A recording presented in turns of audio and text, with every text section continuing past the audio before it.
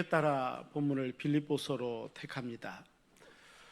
사람들은 다른 대상이나 다른 사물을 대할 때, 세상을 대할 때 이분법적으로 나눠서 대하는 경우가 참 많이 있는 것 같습니다. 원래 악한가 선한가, 성선설, 성악설도 그 얘기 아닙니까? 이 사람이 아군인가 적군인가, 아니면 이 대상이, 이 상황이 나한테 유리한가 아니면 나한테 불리한가. 어쨌든 다양한 시선이 얼마든지 있을 수 있음에도 불구하고 두 가지를 대비해서 비교하면서 생각하기도 합니다. 때로는 그 상황이 옳고 그름의 문제일 때도 있습니다. 옳고 그름의 문제는 이런 대비로 판단해서는 안 될 것 같은데, 때로는 그저 나하고 입장이 다르다는 이유로 변하지 않는 하나님의 말씀의 진리와마저도 상관치 않고 자기들 입맛대로, 나한테 유리한 대로, 편한 대로 그렇게 판단하는 시대, 어쩌면 이 시대를 살아가는 우리에게는 익숙한 모습일지도 모르겠다 생각이 듭니다. 그러면 성경이 하시는 말씀은 무엇일까요? 그리고 변하지 않는 하나님의 말씀의 진리를 따라 바르게 판단하는 기준은 어디에 있을 수 있을까요? 오늘 성경에도 보면 두 부류의 사람들이 대비되는 것으로 처음 시작되고 있습니다. 그 두 부류의 사람은 가장 먼저 한쪽은 바울이 너희라고 이야기하는 사람입니다. 이 너희는 누구를 이야기하냐면, 지금 이 책을 기록하고 있는 바울이 감옥에 있는데, 감옥에 있는 바울에게 빌립보 교회가 먼저 편지를 보내고 사람을 보내고 선교 편지와 함께 선교 헌금도 보내고 이런 것들을 하게 되는데, 이 모든 것들을 다 듣고 나서 그들에게 향하는 바울의 표현이 너희입니다. 너희. 하지만 또 다른 부류가 있습니다. 또 다른 부류는 18절 말씀을 보니까 뭐라고 기록하고 있냐면, 그리스도의 원수로 행하는 자들, 이렇게 기록된 사람들입니다. 앞에 너희와는 좀 다른 사람입니다. 그런데 이 그리스도의 원수로 행하는 이들이 19절 말씀을 보니까 어떻게 행했던 사람들이냐면, 그들의 마침은 멸망이요, 그들의 신은 배요, 그 영광은 그들의 부끄러움 가운데 있고 늘 그들은 땅의 일만 생각했다, 이렇게 표현하는 이 부류가 바로 그리스도의 원수로 행하는 자들입니다. 그들의 신은 배라는 표현은 어떻습니까? 그들은 자기의 배만을 만족시킬 수 있는 일이라면 이 일에 최선을 다합니다. 그래서 그를 뭐라고 이야기합니까? 19절 마지막에 보면 그는 땅의 일만 생각했던 사람이다, 이렇게 얘기합니다. 땅의 일을, 그것이 다 기준입니다. 바울의 이야기는 한마디로 이야기하면 그렇게 그리스도의 원수로 사는 사람들처럼 살아서는 안 된다는 겁니다. 결코 그래서는 안 된답니다. 그리고 하는 권면이 20절과 21절의 권면인데요, 우리 한번 이건 같이 읽어볼까요? 바울은 이렇게 권면합니다. 20절과 21절 함께 읽습니다. 그러나 우리의 시민권은 하늘에 있는지라, 거기로부터 구원하는 자 곧 주 예수 그리스도를 기다리노니, 그는 만물을 자기에게 복종하게 하실 수 있는 자의 역사로 우리의 낮은 몸을 자기 영광의 몸의 형체와 같이 변하게 하시리라. 아멘. 우리의 시민권이 하늘에 있다라는 표현이 있습니다. 이 말씀은 곧 우리가 하나님 나라 백성이라는 의미이고 하나님의 자녀라는 의미가 됩니다. 그렇기 때문에 땅의 일만 생각하고, 하나님 나라 백성이 땅의 일만 생각하고 세상의 관심사에만 모든 게 집중되어지는 것, 사로잡혀서는 안 된다는 말씀이겠죠. 그리스도의 원수로 행하고 땅의 일을 생각하는 자는 결국 멸망에 이르게 되겠지만, 그리스도인들은 늘 구원을 기다리는 사람들입니다. 그들은 주께서 하늘로부터 오실 것을 믿는 하나님 나라의 시민권이 있는 사람이라는 겁니다. 그래서 이들은 망할 수가 없는 겁니다. 오히려 21절 말씀을 보니까 그들이 어떻게 된다고요? 우리의 낮은 몸을 자기 영광의 몸의 형체와 같이 변하게 된다 이야기합니다. 무슨 말입니까? 주님이 변화되신 것처럼 그런 하나님의 백성들도 변화될 때가 있음을 말씀하는 거죠. 이들은 앞에서 표현한 본문 말씀처럼 땅의 일을 생각하는 사람, 땅에 속하여 육체의 소용만 생각하는 사람, 이들이 아니라는 겁니다. 오히려 그들은 어떤 사람이었냐면 갈라디아서 5장 23절에 말씀하는 것처럼 육체와 함께 그 정과 욕심을 십자가에 못 박은 예수의 사람이다 말씀하는 그 사람이고, 25절에 기록된 대로 성령으로 살고 성령으로 행하는 바로 그 사람을 이야기합니다. 바로 그 사람, 즉 영적인 사람은, 하늘의 시민권이 있는 사람은 예수 그리스도 때문에 구원을 받아 하나님의 나라에서 하나님의 영광 가운데 주시는 그 영광을 누릴 백성임을 말씀하시는 굉장히 중요한 말씀을 증거하고 있습니다. 그래서 세상 사람들하고는 근본적으로 구별되는 기준이 다른 신앙인의 삶이 있는데, 그 삶을 영적인 삶이다 이렇게 말씀합니다. 물론 예수 믿는 사람이고 일요일날 예배당을 왔다 갔다 하는 사람이고 정말로 예수 그리스도를 나의 구주 나의 하나님으로 고백한 신앙인이라 할지라도 어쩌면 이 세상에 발을 딛고 살아갈 때는 똑같은 모습처럼 보일 수도 있을 것 같습니다. 여전히 다양한 환경 속에서 살아갑니다. 또 다양하게 먹을 것에 대한 기준도 다르고 입는 것도 다르고, 세상 사람들과 같은 취미를 가졌을 수도 있고 다른 취미를 가졌을 수도 있습니다.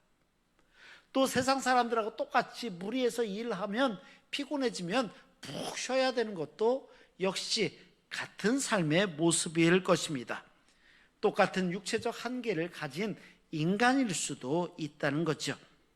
하지만 우리도 다 똑같이 육체적이고 물질적인 세상 속에 있는 것 같지만, 우리에게는 세상 사람들하고는 전혀 다른, 아니 오히려 세상 사람들이 알지 못하는 그런 영적인 삶이 있다는 겁니다.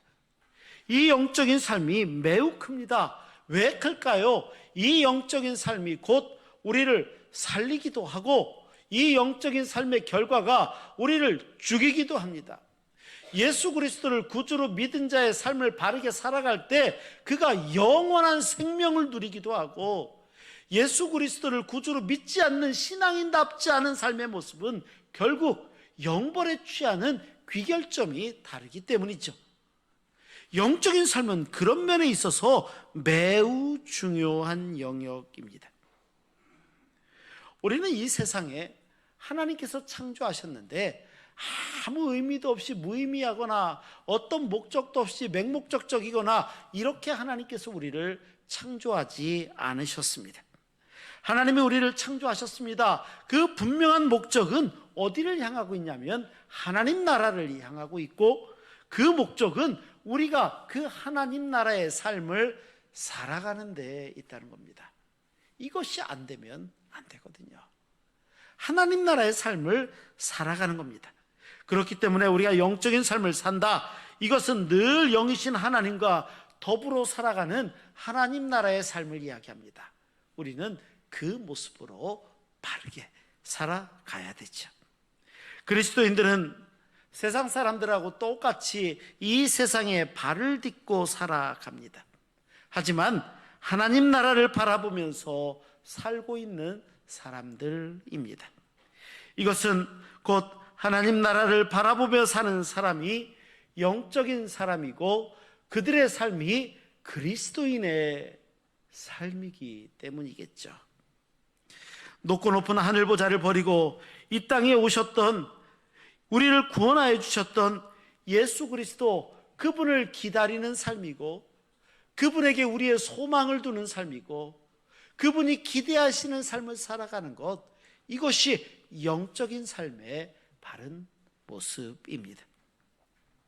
그런데 그런 소망도 없이 19절 말씀을 보니까 어떤 사람이 있냐면 자기의 배만을, 자기 일신상의 유익만을 신으로 삼고 사는 사람, 그저 땅의 일에만 만족하고 땅의 일에만 관심을 갖는 사람, 이런 사람은 참 그리스도인이 아니라 말씀합니다. 이 사람은 아니죠. 영적인 사람이라 하면 하나님의 나라 천국을 바라보며 사는 사람입니다. 세상에서 누가 봐도 이야, 이분 정말 풍부한 지적 수준, 인생을 살아도 저렇게 열정적으로 살아가고 있는가? 만약에 그런 사람이라 할지라도 그가 하나님 나라에 대한 갈망이 없고 하나님에 대한 기대도 없고 확신도 없다면 그런 사람을 영적인 사람이라고 할 수는 없을 것입니다. 하지만 반면에 세상적으로 주목받지 못하는 것 같습니다. 세상에서 그렇게 추앙받지 못하는 삶을 사는 사람일 수도 있습니다. 하지만 그렇다 할지라도 그가 하나님 나라의 시민권을 확신하고 하나님 나라에 대한 갈망이 있고 기대와 기다림 속에 살아간다면 그는 곧 영적인 사람이라 할 수 있다는 것입니다. 바로 이거 말이죠. 오늘 본문은 바울이 감옥에 있을 때 저 빌립보에서 감옥에 있는 바울에게 편지를 보내고 사람을 보냈는데 그 내용을 듣고 나서 편지를 보냈던 빌립보에 다시 답장을 쓰게 되는데 그 답장이 빌립보서입니다. 빌립보서 말씀을 썼던 이 빌립보 교회는 굉장히 특별한 점이 있습니다. 이 빌립보라는 것은 마게도냐 지역의 아주 큰 도시 중에 하나였고 로마의 대표적인 식민지 도시 국가이기도 했습니다. 정치적으로 굉장히 중요했고요. 군사적으로, 전략적으로 지중해 그 바다를 좌지우지할 수 있을 정도로 아주 요충지의 요충지였습니다. 이곳에 거주하고 있는 사람들의 대부분은 어떤 사람이었냐면 평생 로마의 군인으로 살았던 사람들입니다. 이제 나이가 들어서 충성을 다하다가 은퇴했고 로마의 시민권을 가지고 먼 곳 마게도냐 지경의 한 성읍이었던 빌립보에서 살고 있었던 로마인들입니다. 이들은 자기가 로마인이라는 것, 평생 군복무를 바치고 로마의 시민권을 받은 것을 너무 자랑스럽게 생각했던 사람들.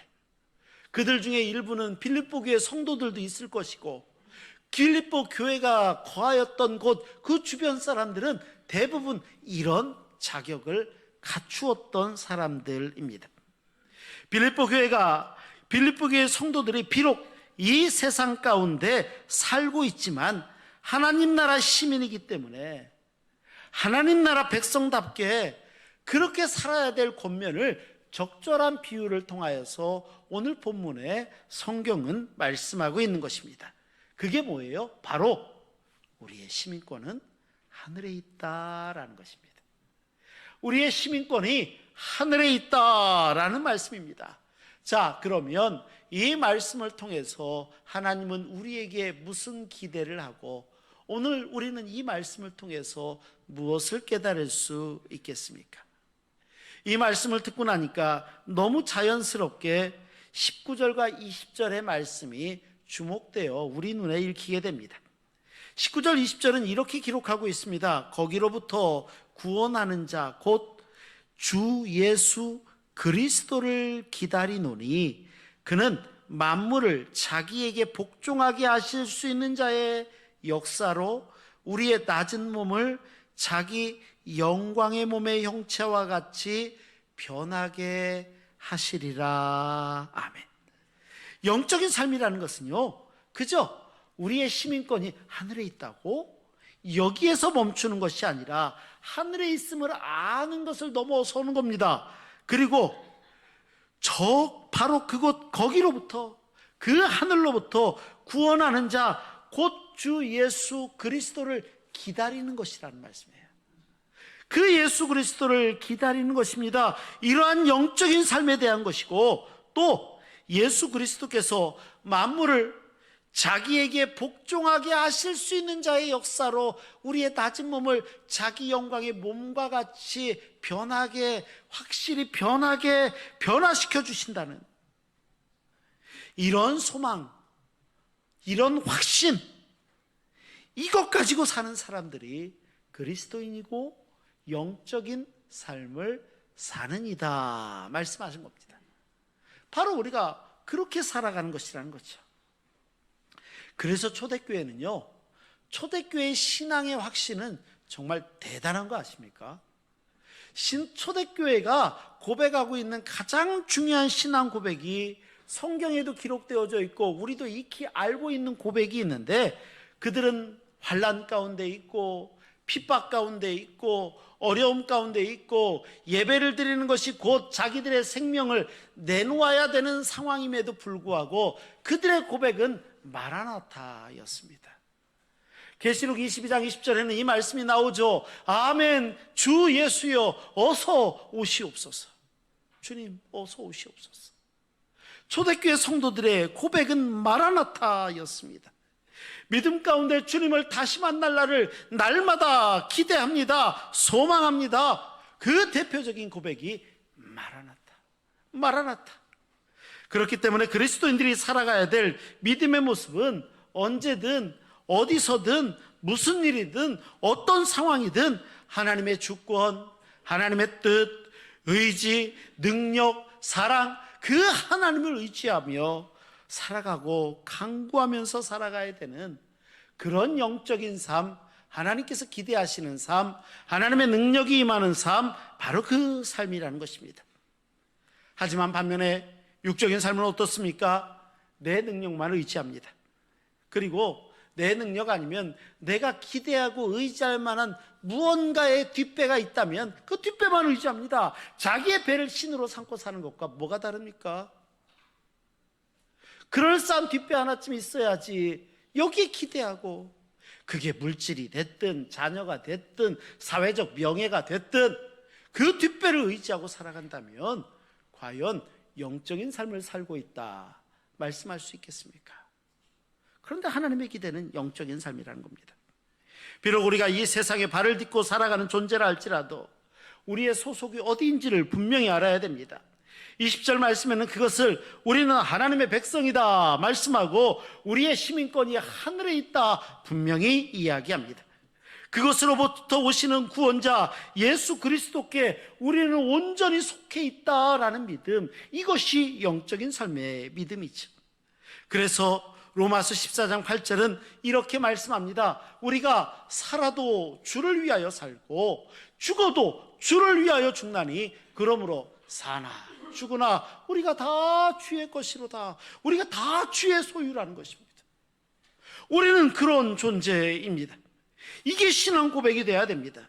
이러한 삶이 또한 하나님 나라를 바라보는 삶이고 성경에서 기대하고 말씀하시는 영적인 삶이 여기에 있다는 것입니다.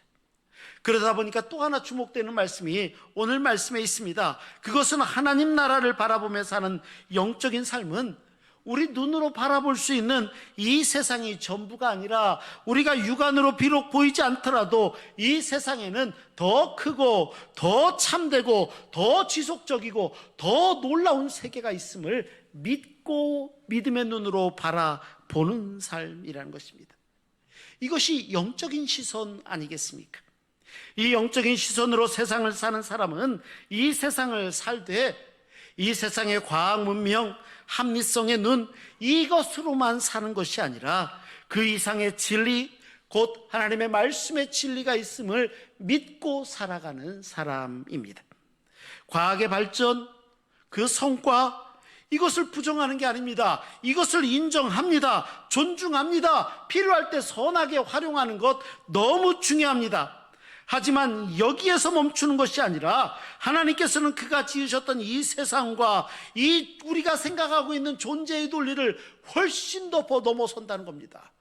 넘어서시는 하나님, 무한히 초월하시는데, 신앙이라는 것은 과학적으로 증명되고 설명되어지는 것을 뛰어넘어서 보이는 세상은 물론이고 보이지 않는 세상까지도 하나님이 다 창조하셨다는 것을 우리가 믿음으로 살아가는 것입니다. 이게 영적인 삶입니다.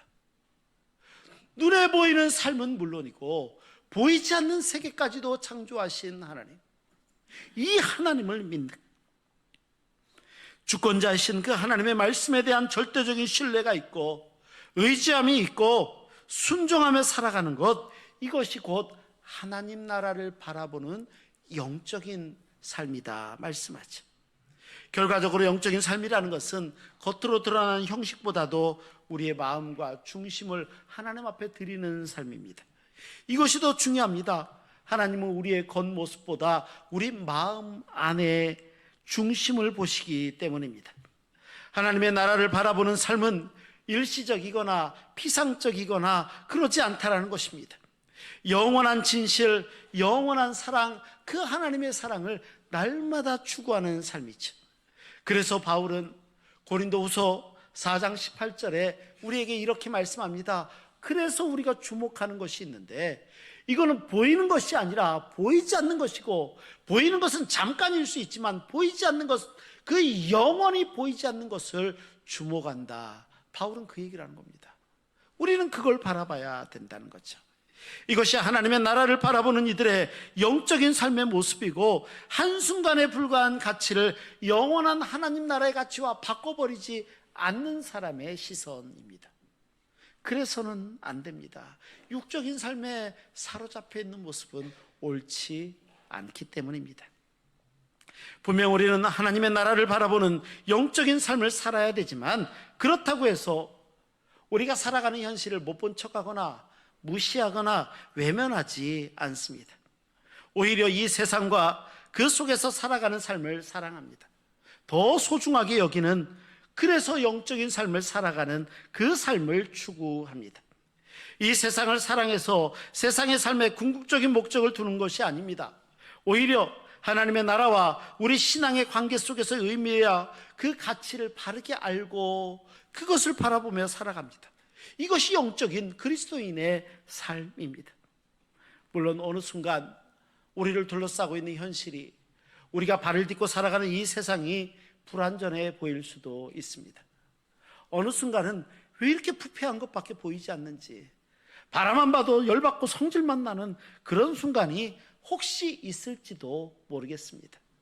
하지만 영적인 그리스도인들은 그 순간에도 하나님께서 이 상황 가운데 섭리하고 계심이 있으시고 하나님의 뜻이 그 안에 있으실 것을 기대하는 그러한 삶의 모습이 영적인 삶을 살아가는 바른 신앙인의 모습이 아닐까요?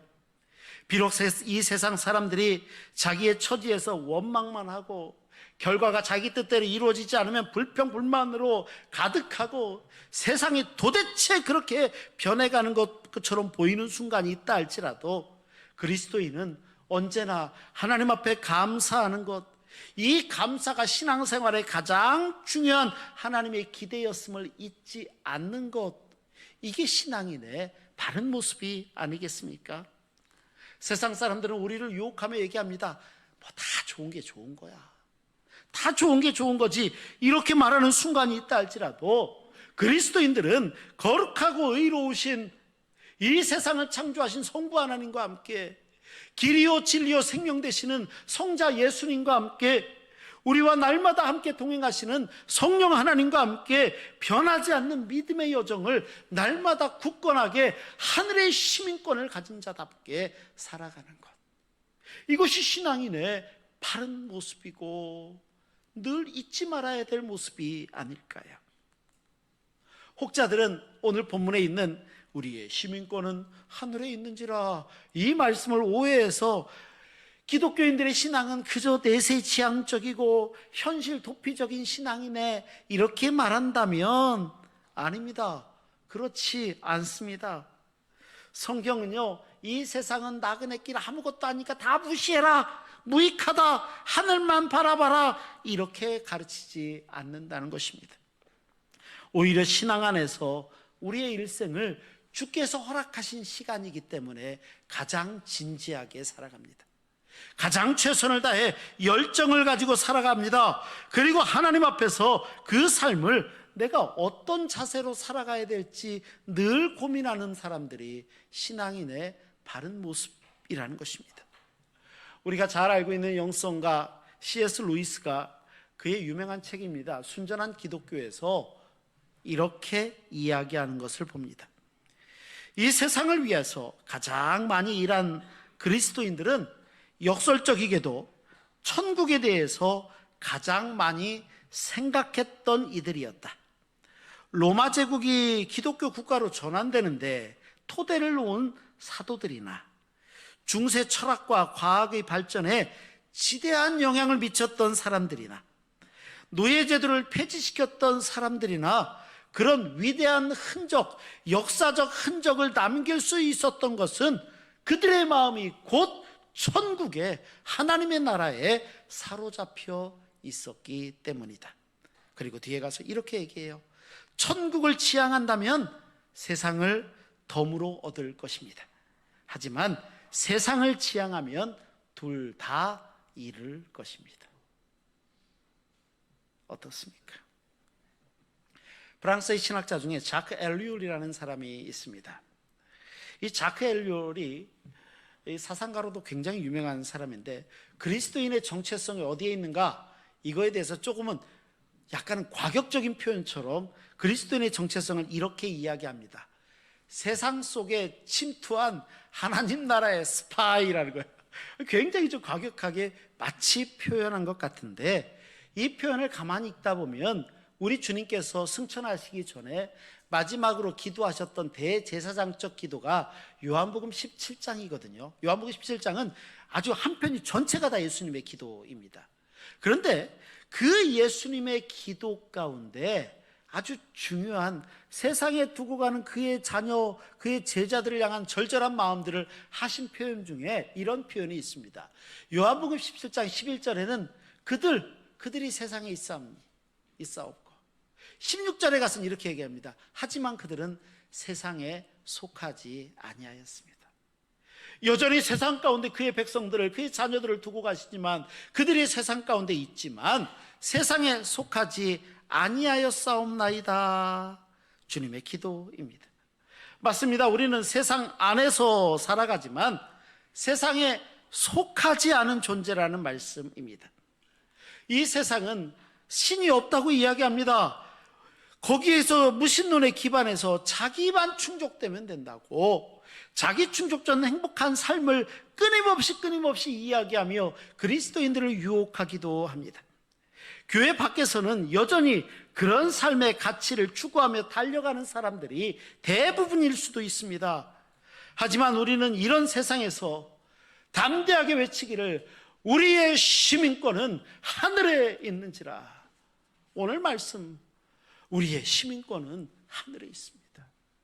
이 세상이 아닙니다 라는 이 말씀을 꼭 기억해야 되지 않을까요? 제 조카도 이민을 가서 열심히 영주권 따느라고 얼마나 고생했는지 몰라요. 결국에 얼마 전에 영주권 땄다고 연락이 왔더라고요, 조카한테. 어떤 분이 이 말씀을 빗대서 이렇게 표현하는 표현을 들었습니다. 저는 이 표현이 참 멋있다 라고 생각을 했습니다. 우리는 이 세상에서 영주권을 가지고 살아가는 것이 아니라, 우리가 다른 나라에 가면 비자를 받잖아요. 체류 비자. 물론 무비자도 있긴 있지만 우리나라 국격이 높아지다 보니까 그 비자가 있는데, 우리는 이 세상에서 영주권을 가지고 살아가는 것이 아니라 체류 비자를 받고 살아가고 있음을 기억해야 됩니다 라고 이야기합니다. 우리가 다른 나라에 들어갈 때 비자를 받으면 비자는 기한이 있습니다. 일주일짜리도 있고, 관광 비자는 단체로 한꺼번에 기한을 정하기도 하고, 우리나라와 여러 가지 외교적으로 맺혀 있는 데는 뭐 한 달, 3개월 무비자도 있고, 무비자라고 해서 진짜 비자가 없는 게 아니라 기한이 딱 정해져 있죠. 기한이 정해져 있습니다. 우리의 일생도 그런 마치 비자를 받아서 이 세상에 있는 것, 마치 그것처럼 이야기하더라는 것입니다. 우리의 시민권이 이 땅에 있지 않고 하늘에 있다는 것, 이 사실은 우리의 삶이 그저 내세만 바라보는 신앙이 아니라 오히려 우리는 하나님께서 부여하신 그 믿음의 자세를 가지고, 마음가짐을 가지고 하나님께서 우리에게 허락하신 이 시간들을 최선을 다하여 신앙인답게, 그리스도인답게, 하나님의 백성답게 최선을 다하여 진지하게 살아간다는 그 의미가 있습니다. 그리고 언제고 하나님께서 우리를 원래 우리가 출발했던 그곳으로 다시 부르실 때, 잘했다, 착하고 충성된 종아, 그 하나님의 칭찬 가운데 나아갈 그 시절이 있음을 아는 것, 이것이 우리의 시민권이 하늘에 있습니다 라고 말하는 우리 믿음의 내용이고 모습이 아니겠습니까? 우리에게 부여하신 믿음의 자세와 마음가짐을 가지고 최선을 다해 살아갑니다. 맞습니다. 우리는 하늘 시민권을 가진 백성들입니다. 그렇기 때문에 십자가의 원수가 아니라 십자가를 성취하고 온전히 살아내는 그런 그리스도인이 되어야 되지 않겠습니까? 이제 사순절 두 번째 주일입니다. 사순절을 지나며 우리 신앙의 모습과 그리스도 앞에서 우리 신앙의 바른 고백을 기억하는 시간들을 삽니다. 사순절의 모든 시간이 우리의 삶과 신앙을 발견하는, 주께서 기억하시는 모습을 막 만들어가는 이런 복된 시간들로 채워가시기를 주의 이름으로 축원합니다. 기도하시겠습니다. 거룩하시고 자비로우신 아버지 하나님, 우리의 시민권은 하늘에 있는지라 오늘 말씀을 기억합니다. 그리고 그 말씀을 기억하며 이 세상 가운데 주께서 막 부여하신 사명을 따라 최선을 다하여 살게 하여 주옵소서. 감사합니다. 우리 구주 예수 그리스도의 이름으로 기도하옵나이다. 아멘.